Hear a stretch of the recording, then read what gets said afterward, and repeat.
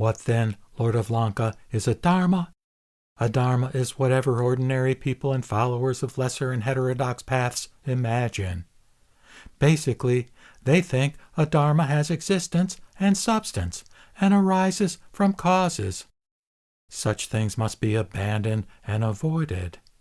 Don't engage in the projection of appearances or become attached to what are perceptions of your own mind. The things people grasp, such as clay pots, lack any real substance. To view dharmas like this is to abandon them. And what, Lord of Lanka, is a non-dharma? This refers to what has no discernible body of its own, what has no distinguishable characteristics, what is not subject to causation, and what offers no basis for views of its existence or non-existence. Therefore, it is also to be abandoned.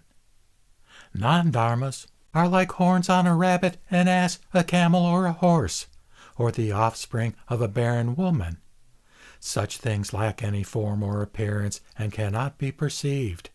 They are merely names talked about according to convention. They are not things that can be grasped, like a clay pot.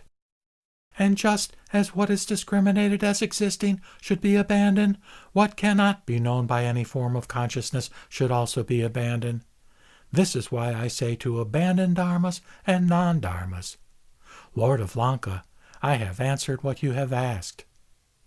Lord of Lanka, you say you have asked the Tathagatas, the Arhats, the fully enlightened ones, about this in the past, and they have answered you.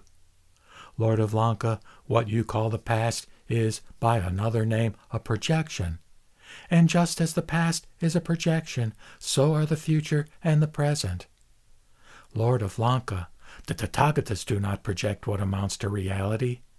They transcend projection and fabrication, and do not go along with distinguishing forms, except to instruct or to pacify the ignorant. It is by means of such wisdom that Tathagatas practice a formless practice. Thus, Tathagatas consider knowledge as their real body, and because they consider knowledge as their real body, they are free from projection or anything that projects, such as a self, a life, or a person, or any kind of consciousness that gives rise to forms dependent on an objective world. Thus, they are free from what projects and what is projected. Lord of Lanka, the appearances of beings are like paintings. They are not conscious and not subject to karma. The same is true of dharmas and non-dharmas. There is no one who speaks, nor is there anyone who hears. Lord of Lanka, everything in the world is like an illusion.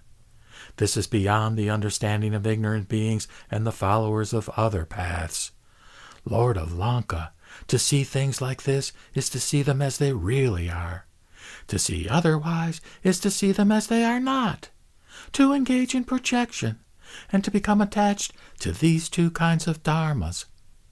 Lord of Lanka, this is like seeing an image in a mirror or a reflection in water, or like seeing a figure in the moonlight or a shadow on a wall, or like hearing an echo in a valley.